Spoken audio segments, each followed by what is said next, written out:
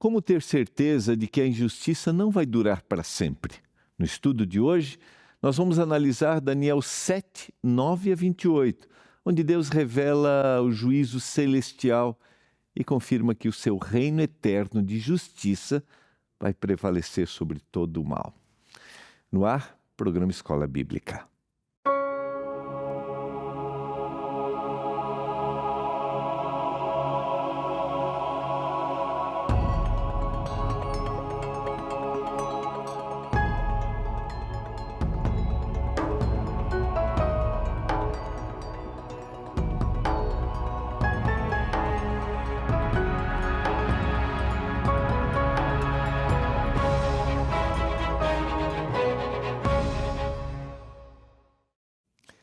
Olá, tudo bem com você? Está no ar o programa Escola Bíblica, aqui pela TV Novo Tempo, o canal da Esperança, nossa temporada Eventos Finais. Você já pediu a sua revista?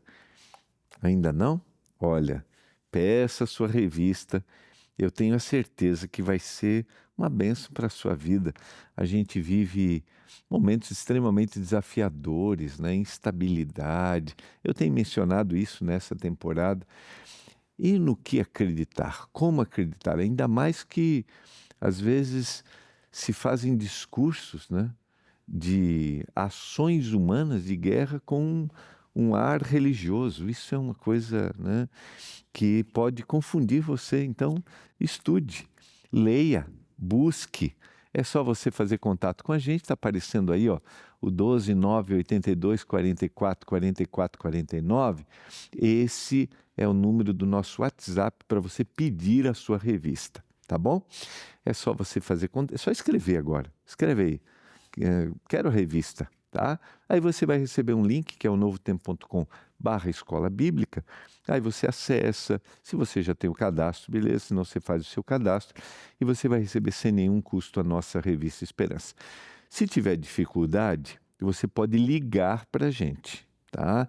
É o 0 operadora 12 21 27 31 21. 0 operadora 12 21 27 31 21. Peça agora, nossa equipe está até 10h30 da noite. Ela vai atender você, o pessoal vai atender e aí você vai receber na sua casa a revista Esperança Eventos Finais, tá? Nós começamos ontem o nosso estudo de Daniel capítulo 7. Nós vamos fazer hoje Daniel 7 e amanhã Daniel 8. Vamos entender os últimos eventos e vamos ter uma perspectiva mais clara do juízo dentro desses eventos, na realidade no capítulo 7, de grandes impérios que passaram dentro de uma ótica de revelação divina, ali uma perspectiva divina apresentado para Daniel. Poderes que são cruéis, poderes que dominam, porque são poderes que se afastam de Deus. Poderes que fazem o contrário daquilo que Deus quer, da instituição do seu reino. Não é por força e não é por violência. Vamos orar e vamos continuar a nossa leitura do capítulo 7 do livro de Daniel. Pai do céu, nós estamos juntos para estudar a Tua palavra, nos dê compreensão, nos dê entendimento. Às vezes pode ser incompreensível para pessoas que estão começando a estudar a Bíblia. Estamos estudando profecia, e aí nós temos a simbologia. Mas, Pai, que todos nós tenhamos um coração rendido a Ti, porque a gente sabe que quando a gente se rende, o Espírito nos ilumina e o Espírito mostra para a gente o que o Senhor desejou inspirar o autor bíblico. Nos ajude, eu clamo por isso, em nome do Salvador. Amém. Vamos lá, quero convidar você a abrir a Bíblia. No livro de Daniel, o capítulo 7, nós vamos, na sequência, nós vamos começar no verso 9, né? Como a gente falou, já Daniel 7 mostra que antes do estabelecimento definitivo do reino de Deus, haverá intensificação da oposição ao povo santo. Como eu mencionei ontem, santo no livro de Daniel, aqueles que são perseguidos, e da arrogância de poderes que pretendem ocupar o lugar de Deus, que pertence somente ao Senhor. E algumas até declaram sendo, né, usadas por Deus para tais execuções. Nem todo poder que fala em nome de Deus, tá aí, representa de fato o caráter de Deus. Daniel alerta para a necessidade de discernimento espiritual. Como eu mencionei, usam forças, usam estratégias que não são estratégias divinas, né? E isso está muito claro dentro do texto bíblico, como é que o Senhor faz isso. A cena descritiva a seguir nos mostra que o mal não vai ter palavra final. Antes da consumação do reino, haverá uma ação judicial do céu. Antes do fim, o Senhor precisa revelar, começando por aqueles que foram fiéis. A linguagem usada nesse relato transmite santidade, eternidade, pureza e autoridade judicial daquele que não se corrompe, daquele que é fiel. Então vamos lá. Então a gente teve até no verso 8 os reinos que foram passando, o último poder que surge, o chifre pequeno, que age com insolência, arrogância, tentando ocupar o lugar de Deus. E a gente tem uma descrição desse chifre, né? Na sequência, por exemplo, vai proferir palavras contra o Altíssimo, vai magoar os santos do Altíssimo. A gente vai entender isso. Continuei olhando até que foram postos uns tronos. Então mudou o cenário. Dentro dessas quedas, desses impérios, muda o cenário. E o ancião de dias se assentou. Essa expressão ancião de dias se refere à eternidade de Deus. Deus como juiz que sempre existirá. Se assentou com a sua roupa, era branca como a neve, e os cabelos da cabeça eram como a lã pura. O seu trono eram chamas de fogo, e as rodas do trono eram fogo ardente. Tem um aspecto interessante aqui, ó, que eu acho que vale a pena, né? Quando se está falando uns tronos, a ideia aqui é de, como se fosse um superlativo, assim, uma ideia de troníssimo, um super trono, porque é um trono instituído. Então, originalmente dá essa ideia. E a ideia de que ele coloca, são aspectos culturais aqui importantes, né? Cabelos da cabeça como a lã pura. Isso aqui mostra sabedoria, porque dentro da cultura, o tempo, a vida, mostra sabedoria. Estamos falando de um Deus eterno. Mas, lógico, ele está usando uma linguagem que era própria de compreensão do povo. Trono, né? Aquele que vai julgar é aquele que tem experiência, esse não vai errar, né? E o poder descrito desse trono. Um rio de fogo manava e saía diante dele. Milhares e milhares o serviam. Milhões de milhões estavam diante dele. Foi instalada a seção do tribunal e foram abertos os livros, registros. O profeta Miqueias vai trabalhar isso, os registros são abertos. Todos os relatos. A linguagem usada aqui são livros, que é o que nós temos de tecnológico nessa descrição. Então, por que é importante?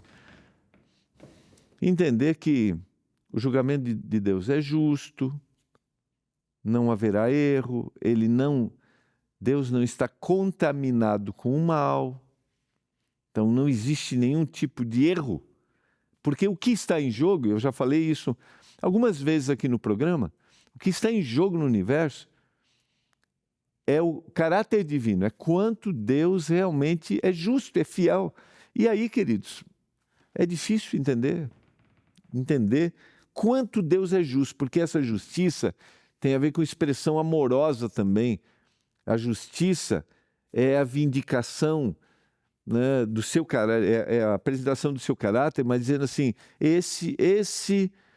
eu conheço e ele nos conhece, por isso o registro, ele sabe tudo, todos os nossos pensamentos, e a profecia é muito clara, Deus há de trazer a juízo todas as coisas, até as que estão encobertas, ou seja, aquilo que está lá no nosso pensamento, aquilo que a gente, né, no caso aqui, se eu não me arrependi, se eu não pedi, e quando eu me arrependo, o Senhor lança nas profundezas do mar todos os meus erros, tá? Então, só para a gente entender isso aqui, tá bom? Os livros foram abertos. Continuei olhando, por causa do som das palavras arrogantes. Olha, vê o cenário. Esse cenário acontece neste período que esse poder persegue, né? Mas ele continua olhando por causa das palavras arrogantes que o chifre proferia. Fiquei olhando e vi que o animal foi morto e o seu corpo foi destruído e entregue para ser queimado. Sempre Deus é justo. Deus é justo. Dentro da perspectiva, Deus vai olhar aquele que está sendo oprimido. Quanto aos outros animais, foi-lhes tirado o domínio, mas foi-lhes dado prolongação de vida por um prazo e um tempo. Foi-lhes tirado o domínio. Eu estava olhando as minhas visões da noite, e eis que vinha com as nuvens do céu alguém como filho do homem. Ele se dirigiu a um ancião de dias e o fizeram chegar até eles. Aqui a gente tem um outro personagem, que é o Filho do Homem. A identificação é muito clara dentro do texto bíblico. A gente tem a ação agora de Jesus Cristo. Ele estava olhando nas visões da noite e vinha com as nuvens do céu alguém como o Filho do Homem. Aquele que representa, aquele que veio à terra, agora ele volta. Quando a gente olha dentro do cenário bíblico, é a promessa que o Senhor Jesus Cristo faz, que os anjos confirmam em Atos capítulo 1, que vai dizer, da mesma forma como vocês viram ele subindo, ele voltará. Então perceba, a gente tem, se a gente for fazer uma cronologia aqui, né? A gente tem impérios que querem dominar, impérios que vão querer dominar nos últimos momentos da história.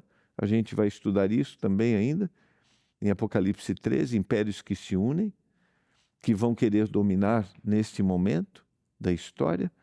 A gente tem um período de perseguição, a gente tem o início do juízo que acontece logo após esse período de perseguição, e a gente vai explorar um pouquinho mais isso no capítulo 8, mas agora nós temos Deus dizendo assim, basta, acabou, nenhum império perdurará, nenhuma perseguição vai ser para sempre, e aqui eu quero dizer para você, nenhuma dor perpetua. Nenhuma dor perpetua. Um dia Deus vai dizer basta. Deus dá limites. Deus dá limites à dor e ao sofrimento, queridos. Deus dá limites a todos os sistemas opressores. Deus não quer, são sistemas que se afastam e começam a realizar coisas que são contrárias à vontade do Senhor, mas Deus dá limites. Por que é importante? Olha quando a gente pensa nisso, por que é importante ter clareza na visão de juízo? Porque juízo, no livro de Daniel, é o fim do sofrimento daqueles que são oprimidos. Foi-lhe dado domínio, glória e reino, para que todas as pessoas de todos os povos, nações e línguas o servissem. O seu domínio é domínio eterno, que não passará, e o seu reino jamais será destruído. Quando a gente vai para o capítulo 2, a pedra que é lançada sem auxílio de mãos, que institui um reino que vai perdurar para sempre.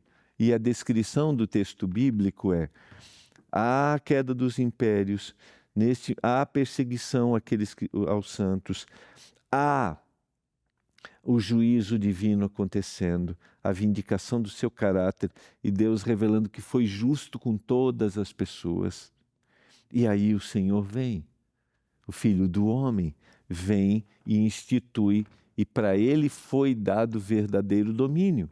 Eu, Daniel, fiquei alarmado e as visões que passaram diante dos meus olhos me perturbaram. Então me dirigi a um dos que estavam ali perto e lhe pedi a verdade a respeito de tudo isso. Ele falou comigo e me fez saber a interpretação dessas coisas. Diz o texto, esses grandes animais que são 4 reis, representam os reinos, que se levantarão da terra, mas os santos do Altíssimo receberão o reino e possuirão para todo sempre, de eternidade a eternidade. Santos, aqueles que estão sendo perseguidos, aqueles que estão sendo oprimidos. Ele está recebendo a explicação. Então tive o desejo de conhecer a verdade a respeito do quarto animal, que era diferente de todos os outros, muito terrível, cujos dentes eram de ferro, cujas garras eram de bronze, que devorava, que fazia em pedaços, que pisava com os pés o que sobrava. Também quis saber a respeito dos 10 chifres, este reino dividido que ele tinha na cabeça, e do outro chifre que subiu, diante do qual caíram 3, ou seja, aquele chifre que tinha olhos e uma boca que falava com arrogância e que parecia mais forte do que os outros. Eu queria saber. O quarto império, o Império Romano, a divisão deste império, o chifre pequeno que surge, um poder que surge agora, como eu mencionei ontem, que não tem somente a força e o apoio militar e político, mas que usa a crença, a fé, a religião como uma maneira de impor as suas ideias. E aquele que não aceita, este é perseguido. E nós temos um período, queridos, este é o período da Idade Média, este é o período em que o poder da Igreja Romana é uma instituição, vai perseguir. O que eu estou falando? Estou falando de história.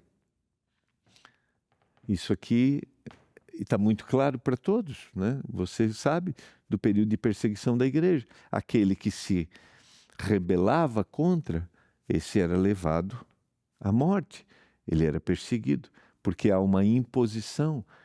No processo de colonização, de descobertas no mundo, a religião é levada junto.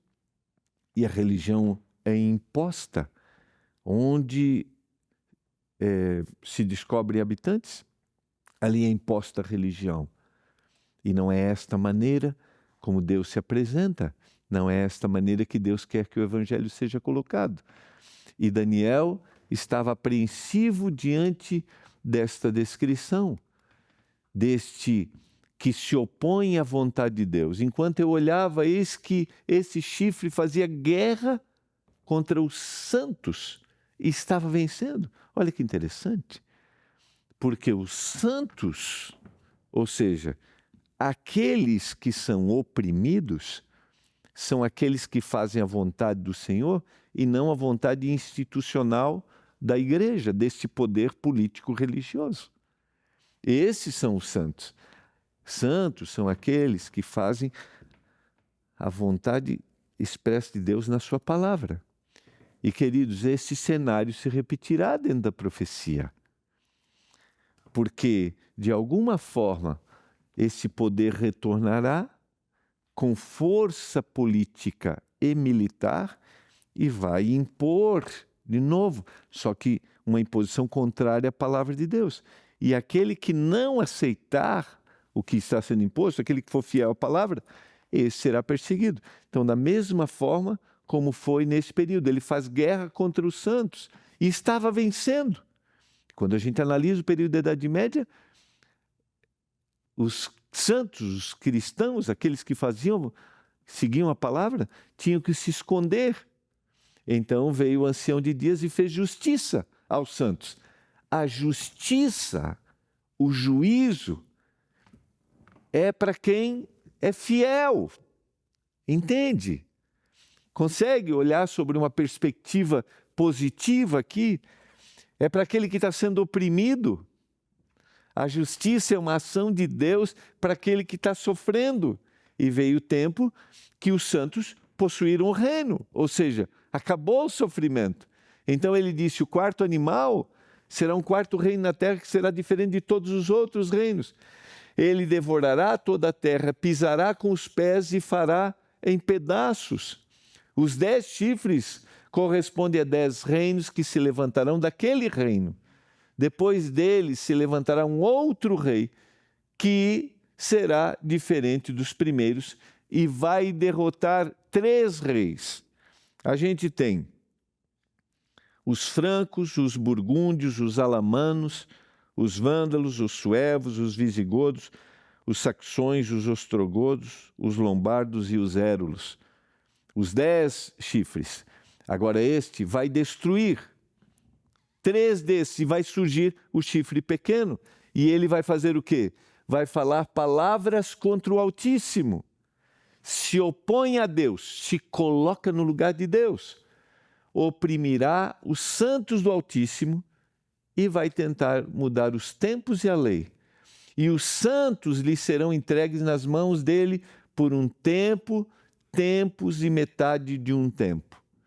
Está aqui a descrição. Esse poder que eu fiz, que eu comentei, iria dominar em um determinado período. Que período é esse? Um tempo, tempos e metade de um tempo. Ou seja, esta é uma contagem de dias dentro da cultura. Então você tem 1 ano, 2 anos e meio ano. Na soma, é o mesmo que está em Apocalipse 12. São 1260 dias. Ou, dentro da linguagem profética, 1260 anos. Este período de 1260 anos é o período que a gente chama de supremacia da Igreja Romana, que vai de 538 até 1798, dentro da história. Neste período, a intensificação, a perseguição, a mudança daquilo que está na palavra, daquilo que é revelado na palavra, acontece, queridos. Não é mais agora, não é mais o que a palavra apresenta, não é mais o que Deus diz, é o que a instituição religiosa diz, é o que a igreja diz. A igreja tem autoridade sobre a palavra, porque fala, diz o texto, com insolência. Dá para entender?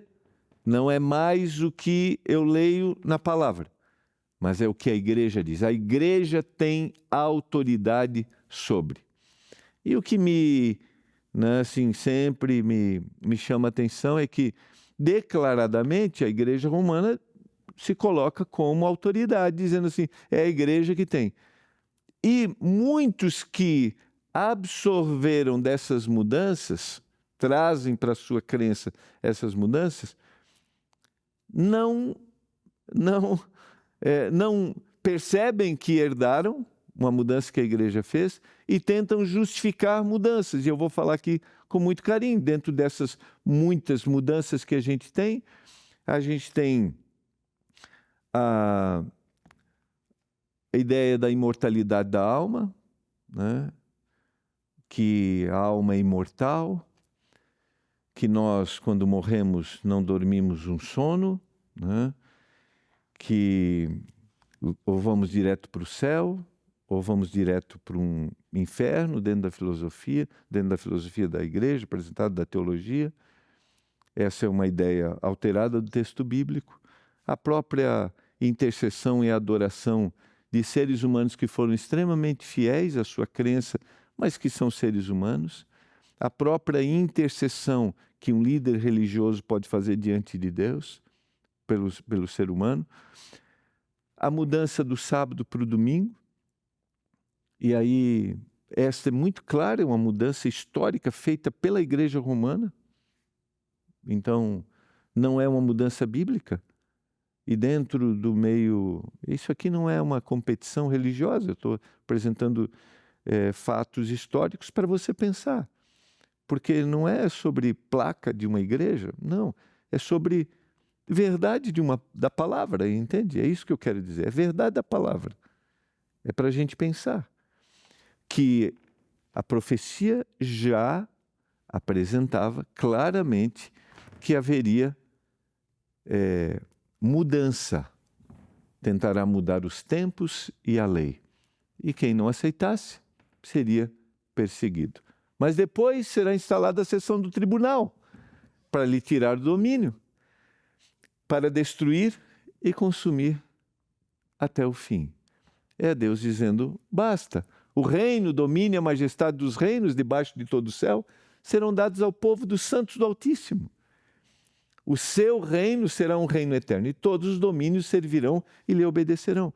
Esse capítulo, queridos, é para dizer assim, ó, não importa quem vai dominar, não importa o poder, não importa se ele é militar, se ele é político, se ele é religioso, o que vai durar para sempre é aquele que foi fiel e o reino que o Senhor vai estabelecer. Então, o capítulo 7 é um capítulo dizendo assim, o juízo é a vitória daquele que foi fiel. Aqui termina a explicação. Quanto a mim, Daniel, os meus pensamentos muito me perturbaram e o meu rosto se empalideceu melhor. Mas guardei essas coisas, guardei no coração. Porque Daniel está vendo o que vai acontecer, o sofrimento, a perseguição. E isso mexe.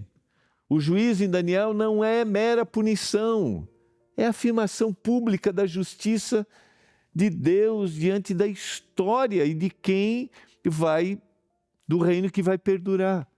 O desfecho da história não será determinado pelos impérios, queridos, mas pelo tribunal celestial. Isso significa que o fim não será o caos, sem controle, mas vai ser uma decisão divina.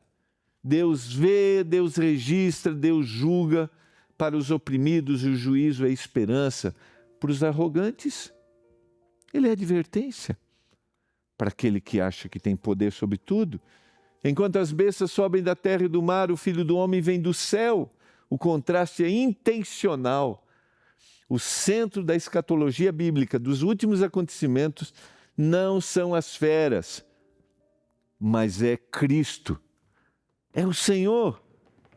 Deus é o meu juiz. Levava Daniel no seu nome. Quero te dizer que Deus é o seu juiz. E isso é esperança. É o reino que vai perpetuar. É o reino que vai ficar. Querido, eu quero te convidar a entender a profecia, a Bíblia. Essa fala não é sobre igreja. É sobre verdade da palavra. Verdade da palavra. Porque é a verdade da palavra que